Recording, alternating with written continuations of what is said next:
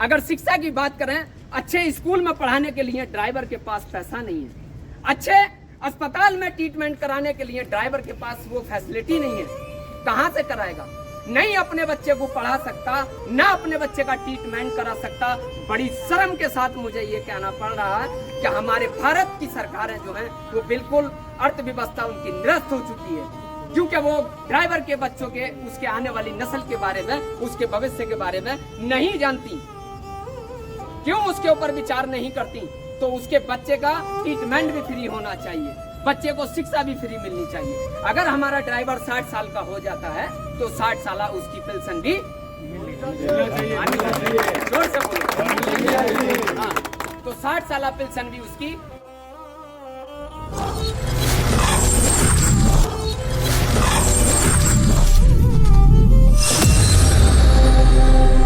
Driver की 2 पैसे की वैल्यू नहीं है भैया। जब हम ड्राइवरी करते बान बताया तो ड्राइवर साहब कहते, अब ड्राइवर साहब। आप तो रिक्शा वाला भी गाड़ी रख के जाता है। हाँ, साइकिल वाला साला बहन का इतनी बड़ी गाड़ी को लेके आ गया है। अब कंपनी ने बनाई है भाई, चलेगी। अरे मुंशी गाड़ी देते हैं, मुंशी गाड़ी दे बाबू दे बोलो कंपनी में मुंशी आ जाए ना, पानी लगता होगा तो कमा गाली मत निकालो, वीडियो हो रही है भाई। ड्राइवर की वैल्यू नहीं है, ड्राइवर एक का जिंदाबाद है नहीं कहीं। ये एक बार करके है जाए, जैसे बोला है चक्का जाम हो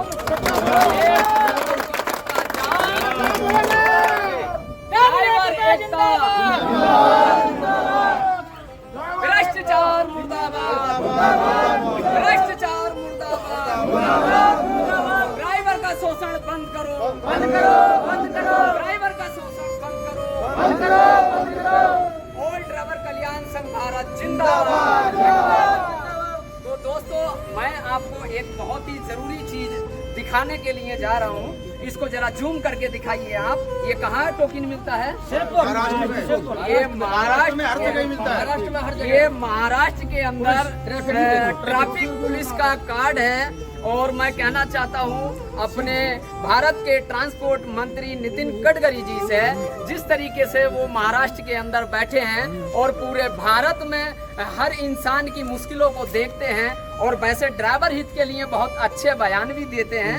लेकिन प्लीज माय रिक्वेस्ट, मैं अपने ट्रांसपोर्ट मंत्री नितिन गडकरी जी से ये अपील करूंगा कि ये शोषण जो है 100 रुपए की पर्ची, 200 रुपए की पर्ची, ये कटानी बंद करें। ट्रैफिक रूल्स को जो है ऐसा उस पे मोड़ पे नहीं लाएं क्या, जैसे क्या ट्रैफिक रूल्स का तो पालन अवश्य हमें सबको करना होगा, लेकिन ये टोकन का क्या है, इसका कोई वजूद नहीं है। ये अवैध वसूली के इन्होंने एक कानून की हिफाजत के लिए जो वर्दी पहन के बैठे हैं, ये इन्होंने अवैध वसूली के एक अड्डे खोल रखे हैं। तो मेरे भाइयों, मैं आपको देखिए बहुत सारी बातें हो गई और मैं आपको एक जरूरी जानकारी देने के लिए आया हूँ। जैसे कि दोस्तों, भारत के अंदर 1 दिसंबर 12वां महीना 1 तारीख को 2023 को दिल्ली जंतर मंतर चारों बॉर्डरों को ब्लॉक कर दिया जाएगा, जिसमें क्या सभी भारत के ड्राइवरों को सूचित किया जाता है कि अपनी अपनी भागीदारी, अपनी अपनी हिस्सेदारी आए और वहां पर दोस्तों अपना अपना हक, मान सम्मान, अधिकार पाने का भी काम करें। तो दोस्तों, क्या 1 दिसंबर स्टीयरिंग छोड़ आंदोलन हमारी जिंदगी का महत्वपूर्ण हिस्सा बन सकता है? अरे बोलो ना, क्या इसको बनाना चाहते हो? तो जोर से बोलो। 1 सितंबर स्टीयरिंग छोड़ आंदोलन हमें सक्सेसफुल करना है और भारत के 22 करोड़ चालकों को हक, मान सम्मान दिलाना है। अगर हम बात करते हैं ड्राइवर के एक्सीडेंट हादसे की, तो अगर उसका मौत हो जाती है, उसके हाथ पैर टूट जाते हैं, तो उसको 20 लाख रुपए और उसके एक बच्चे को सरकारी नौकरी होनी चाहिए। मैं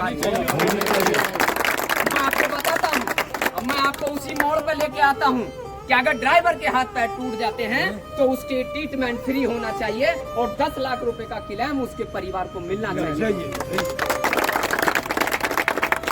अगर बात करते हैं ड्राइवर के बच्चे की, शिक्षा की बात करते हैं हम, अगर शिक्षा की बात करें, अच्छे स्कूल में पढ़ाने के लिए ड्राइवर के पास पैसा नहीं है, अच्छे अस्पताल में ट्रीटमेंट कराने के लिए ड्राइवर के पास वो फैसिलिटी नहीं है, कहां से कराएगा?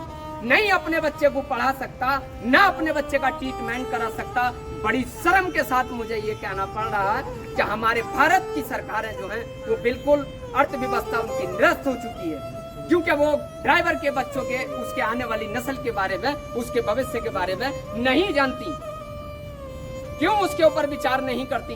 तो उसके बच्चे का ट्रीटमेंट भी फ्री होना चाहिए, बच्चे को शिक्षा भी फ्री मिलनी चाहिए। अगर हमारा ड्राइवर 60 साल का हो जाता है तो 60 साल उसकी पेंशन भी जोर से बोलो। हाँ, तो 60 साल पेंशन भी उसकी आनी चाहिए। और आप बात कर लेते हैं कि जैसे टोल पे चलते हैं, नितिन गडकरी जी का एक बयान है कि वो बड़े धूम धड़ाके से होटलों को लाइसेंस तो देते हैं, लेकिन उन्हीं होटलों में जाने वाले हमारे ड्राइवर भाइयों के लिए फैसिलिटी क्यों नहीं मिलती है? मैं पूछना चाहता हूं क्यों नहीं मिलती है? क्या भारत के अंदर ड्राइवर का कोई रोल नहीं है? तो जब नितिन गडकरी जी से मैं इस वीडियो के माध्यम से कहना चाहता हूं कि अगर आप लाइसेंस देते हैं तो माय रिक्वेस्ट कि होटल के पास, होटल के साथ ड्राइवर के लिए सोने बैठने के लिए उसके लिए सेवा भी उपलब्ध होनी चाहिए और उसके लिए टॉयलेट बाथरूम भी होना चाहिए।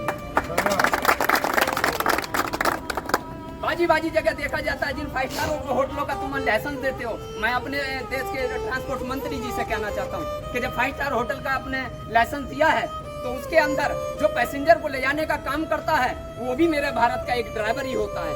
अगर ड्राइवर अगर आपके पैसेंजर को लेकर नहीं जाएगा तो आपका कहाँ जाएगा वो होटल? नहीं चलेगा आपका घर परिवार, क्योंकि इसमें भी हमारा ड्राइवर ही आगे जाता है। और हमारे ड्राइवर के लिए जो जाते हैं उनको तो बड़ा सम्मान मिलता है, लेकिन मेरे ड्राइवर को क्यों नहीं मिलता? मेरे ड्राइवर के लिए खाना भी बाहर दिया जाता है। बड़े शर्म की बात है। कौन कौन सी बातों को मैं यहाँ बयान करूँ? लगता है आपको अगर पेट्रोल पंप पे 50 लाख की गाड़ी लेके ड्राइवर डीजल लेने के लिए चला जाता है, लेकिन उसके लिए क्या करना पड़ता है? गाड़ी रोको, गाड़ी आगे कर, पीछे कर।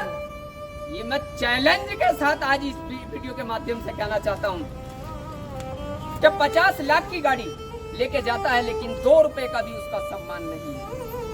20,000 रुपए की कोई आल्टो लेके आ जा, 20,000 रुपए की कोई आल्टो लेके आ जा तो उसके क्या करेंगे कर्मचारी पेट्रोल पंप के? उसकी डाट भी खुद खोलेंगे और उसमें पेट्रोल भी डालेंगे, डाट भी खुद बंद करेंगे और बड़े तहजीब से बोलेंगे सर पेट्रोल हो गया है, आप जाइए। और शीशा भी साफ करेंगे और हवा भी डालेंगे। क्या वो क्या तुम्हारे जमाई लगते हैं जो ड्राइवर नहीं लगता? मैं पूछना चाहता हूँ ड्राइवर का अदब करो, ड्राइवर का इज्जत करो, ड्राइवर का शोषण बंद करो। तो मेरे दोस्तों बहुत बातें हैं, बहुत। अगर हम सारी बातों को अगर दोहराएंगे तो देखिए हमें बहुत टाइम लग जाता है, गला बैठ जाता है। दोस्तों मैं आप सभी मेरे भाइयों से मैं एक ही बात कहूँगा, हाथ जोड़ के सबसे रिक्वेस्ट करूँगा। और दोस्तों 1 दिसंबर भूल नहीं जाना। क्या 1 दिसंबर को भूलोगे? क्या 1 दिसंबर को अपना कंधे से कंधा मिला के साथ दोगे? ये नितिन गडकरी तक आवाज जाएगी, ये हर इंसान तक बात जाएगी।